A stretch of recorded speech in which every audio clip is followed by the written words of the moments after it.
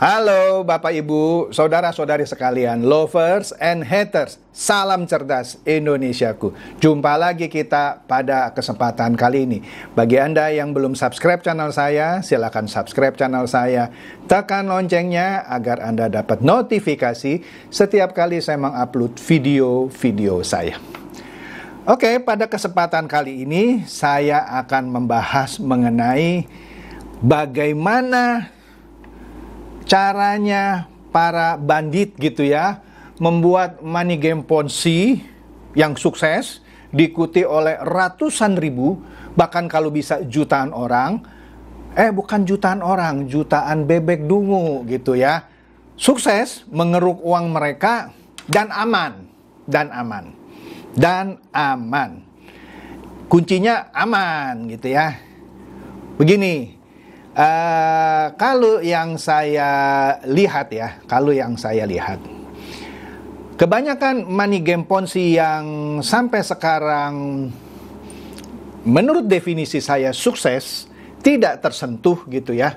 Kalaupun sampai sempat diumumkan oleh SWI, ya sudah, cuman diumumkan saja, tapi tidak ditutup ya. Nah, dan tidak diadukan. Mungkin diadukan, cuman ya begitu aja gitu prosesnya. Oke deh, saya bicara harus pakai data dan contoh ya. Adalah beberapa lah ya. Saya lihat yang paling fenomenal dulu, yang pertama kali, yaitu penipuan Alimama. Alimama ini adalah salah satu money game Ponzi yang saya bongkar sekitar hampir 2 tahun yang lalu. Kali itu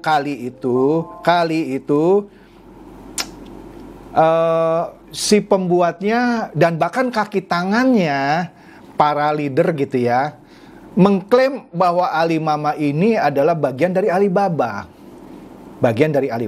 Sayangnya pihak Alibaba tidak memberikan pernyataan resmi, walaupun namanya ditebeng. Misalnya dia bikinlah press conference bahwa Alimama itu memang ada perusahaan Alimama, tapi bukan money game Ponzi ya, dan tidak masuk di Indonesia. Harusnya Alibaba resmi dong mengumumkan supaya orang tidak ikut-ikutan masuk ke Alimama ya, yang memakan uang ratusan ribu orang waktu itu ya. Kemudian memang sempat diumumkan oleh SWI, tapi pengumumannya terlambat setelah permainan itu sendiri sudah scam, bubar ya. Jadi mohon maaf, SWI juga terlambat bertindaknya ya. Dan Anda mau cari di mana? Kantornya nggak ada di Indonesia. Nah, inilah hebatnya para pembuat money game ini yang jelas-jelas tidak punya kantor di Indonesia, walaupun beberapa bilang ada kantornya di gedung ini. Tapi para pemainnya yang namanya bebek dungu ini dibohongi sama si bebek culas ini, tidak periksa dulu bener nggak kantornya di sana ya. Sudah begitu saja. Kemudian yang kedua, VTube. Iya, VTube ya. VTube ya, sejak berapa kali ya, sudah 3 tahun kali ya, 3 tahun yang lalu, iya, ya 2 tahun lebih deh kita bilang. Sejak pertama kali diluncurkan, memang kemudian pihak SWI menyatakan ini ilegal. Tapi cuman mengumumkan saja, inilah Indonesia Raya, ya.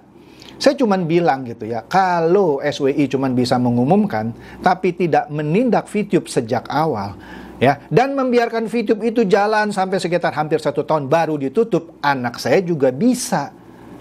Cuman mengumumkan tapi tidak ditindak. Kalau waktu itu SWI misalnya mendatangi kantor VTube, nah bedanya VTube dengan Alimama, VTube punya kantor di Kuningan. Nah, masalahnya coba datang dong ke kantornya, padahal kantornya itu cuman sewa alamat, virtual office. Yang mana kalau disambangi langsung ketahuan, ini nggak ada kantor fisiknya, itu cuman kantor numpang alamat, ya. Kemudian baru sekitar 1 tahun kemudian lah kira-kira ditutup, di take down dari Play Store. Memang websitenya sempat di blokir. Percuma kalau cuma website diblokir. Mereka bisa pakai VPN yang mereka klaim apa? VTube Private Network. Hebat ya. VPN yang artinya atau singkatannya Virtual Private Network, dikasih nama baru VTube Private Network. Kemudian leader-leadernya yang terus berbohong melalui media sosial, dia bilang, coba lihat di daftar investasi ilegal misalnya Agustus. Kalau nggak salah waktu itu diumumkan Juni atau Juli. Kan sudah tidak ada. Berarti VTube sudah legal. Lah, para leadernya yang punya channel YouTube maksud saya juga tidak ditindak atas nama Undang-Undang ITE karena menyebarkan kebohongan. Begitu juga para leader-leader yang juga YouTuber juga mempromosikan VTube terang-terangan tidak ditindak. Inilah Indonesia gitu ya. Jadi kalau Anda mau bikin money game yang sukses, tapi tidak saya sarankan. Tapi kalau mau, Indonesia tempat paling baik. Iya. Nah, kemudian kenapa robot-robot trading itu bisa subur? Ambil contoh pertama lah, Mak AI. Kantornya jelas. Kalau tadi Alimama nggak punya kantor. VTube punya kantor, tapi virtual office. Ya. Mak AI dan robot-robot trading lainnya, ada kantornya jelas. Ya. Ada kantornya jelas. Tapi mereka mengambil celah-celah hukum. Sudah diumumkan oleh SWI, oleh Bapepti, tapi cuma diumumkan. Tidak ditindak. Diblokir memang websitenya, tapi so what gitu loh. Tetap saja dia bisa bikin website baru. Nggak ada dampaknya coy. Ya. Diumumkan tapi tidak ditindak. Buat apa? Yang benar, nggak usah diumumkan, langsung tindak gitu. Kalaupun diumumkan, langsung tindak juga. Ini didiamkan sehingga berbulan-bulan, mungkin 6 bulan lebih baru heboh di bulan Januari. Tapi sudah telanjur ratusan ribu orang masuk itu ke beberapa robot trading money game Ponzi.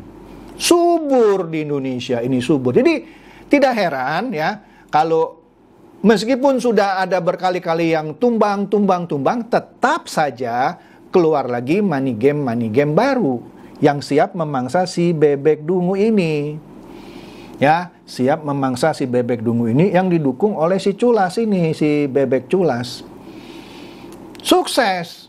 Iya, karena pihak pemerintah di sini cuma mengumumkan dan memblokir, tidak menindak. Iya. Jadi itu salah satu kunci yang membuat money game ini tumbuh subur di Indonesia. Sangat disayangkan. Nah, itu fakta atau kenyataan yang memang terjadi. Ya. Kemudian, itu soal apa ya? Sebut sajalah kalau mau ngomong keren, infrastrukturnya kita memang seperti itu gitu ya. Makanya saya merindukan SWI atau Bapepti nanti lebih bertaji, bukan hanya bisa ngumumkan. Umumkan tindak. Bukan hanya diumumkan, dibiarkan sehingga puluhan ribu atau ratusan ribu orang jatuh. Baru ditutup. Setelah kerugiannya bisa triliunan, puluhan, bahkan ratusan. Dan lebih gilanya lagi kalau, ya mohon maaf, kalau ada oknum-oknum ya yang harusnya mengawasi justru terlibat di dalamnya. Yang membuat money game Ponzi seperti ini tambah subur. Oke, itu fakta pertama. Fakta kedua, supaya Anda sukses gitu ya, bikinlah money game yang agak heboh gitu ya. Rekrut bekas leader-leader pemain money game yang lalu, yang sebenarnya juga pernah dipenjara tapi sudah bebas. Nah, orang-orang Indonesia itu pemaaf, ya, mudah lupa. Dia tahu si A ini pernah dihukum di money game yang lalu, di investasi bodong yang lalu, sekarang jadi leader di money game ini, harusnya dihindari dong. Saya nggak usah sebut nama lah, Anda tahu sendiri yang saya maksud, banyak gitu ya. Tapi tetap saja mereka berhasil mempersona si bebek dungu. Ini mantan napi investasi bodong yang sudah pernah dipenjara masih bisa punya pesona membohongi bebek dungu. Karena literasi keuangan masyarakat Indonesia sangat buruk, minim sekali. Sehingga mudah diiming-imingi oleh tawaran bisnis yang duduk diam dapat duit dolar lagi ya. Kan ada yang pakai dolar ya. Jadi 5D, duduk diam dapat duit dolar 5D. Iya, tanpa pikir panjang ditomplok. Atau mungkin karena masa pandemi yang berkepanjangan, susah otak ini mikir mau ngapain lagi. Tapi punya nih uang simpanan. Ada tawaran bisnis katanya yang bisa cepat menghasilkan uang. Tidak periksa legalitas, tidak periksa kantornya di mana, cuman diajak teman gitu, dipresentasikan. Kalaupun ada kantor seperti robot-robot trading, wah ada kok Pak kantornya, ada kok kantornya. Kenapa takut? Nah, tapi periksa juga bisnisnya. Itu trading forex. Anda ngerti nggak trading forex? Anda ngerti nggak trading emas? Nggak ngerti? Tanya dulu sama yang ngerti. Jadi segala sesuatu Anda harus check and recheck.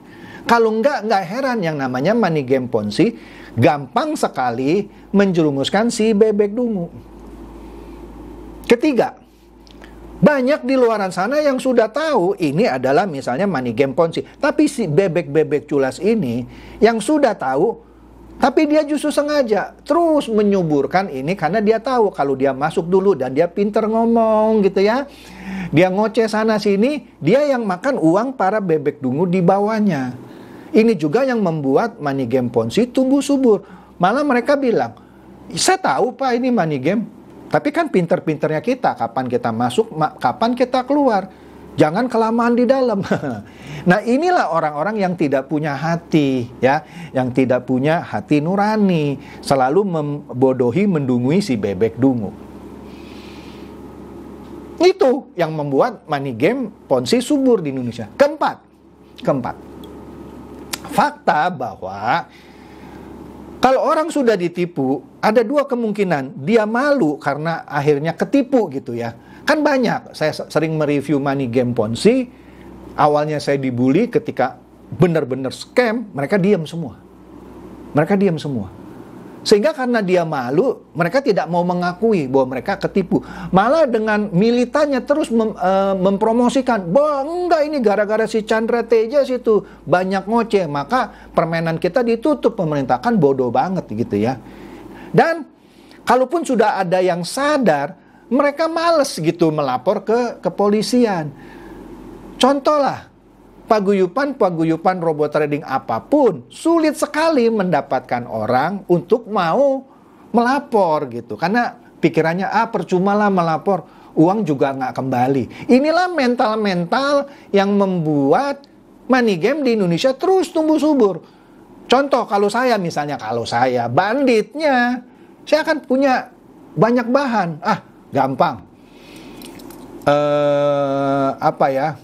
Kalaupun ketahuan, paling kita diumumkan, paling diblokir, kita bikin domain baru. Masih banyak bebek culas yang bisa kita rekrut, ya, membesarkan kita punya money game. Masih banyak bebek dungu yang nggak ngerti apa-apa, gitu ya. Masih banyak bebek dungu yang kalau sudah ketipu, tetap belain kita, tetap tidak mau melapor ke kepolisian.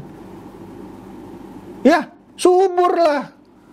Anda tinggal cari-cari aja polanya. Misalnya, kalau yang baru ini, NL kekuatan hijau. Kan sudah mulai scam katanya ya. Sekarang ganti namanya energi hijau.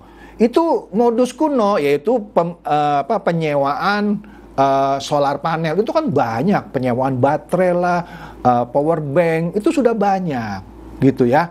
Nonton iklan, video, banyak lah. Belum lagi sekarang mining segala, ya namanya kripto lagi hancur semua, mining masih dipercaya ya, menghasilkan uang. Arbitrase, pokoknya segala macam yang aneh-aneh lah. Dan orang main cemplung tanpa dia tanya kepada orang yang ngerti. Tanya dulu dong, check and recheck gitu. Kesel saya kalau ngomong gini, kapan pinternya ya bangsa kita gitu ya. Ya orang jahat pasti akan selalu ada. Cuman Andalah yang harus pintar-pintar mengolahnya dan memutuskan sehingga memastikan permainan money game Ponzi ini tidak terus tumbuh subur di Indonesia. Dan itu perlu keterlibatan Anda. Saya ngomong berbusa-busa pun paling hanya bisa menyadarkan atau menghindarkan beberapa ratus atau beberapa ribu orang saja. Tetapi di luar sana masih banyak jutaan orang, belum yang di desa dan segala macam. Makanya dari itu, saya merasa nanti kalau ketua Bapepti baru terpilih, ya, dan dengar-dengar nanti ketua SUI juga akan ada yang baru, mereka akan bisa lebih tegas, ya. Demikian saja dari saya. Semoga ini mencerdaskan dan mencerahkan Anda semua. Silakan share video saya ini kepada teman-teman, sahabat, atau kerabat supaya mereka tambah cerdas dan tercerahkan. Seperti biasa, terima kasih.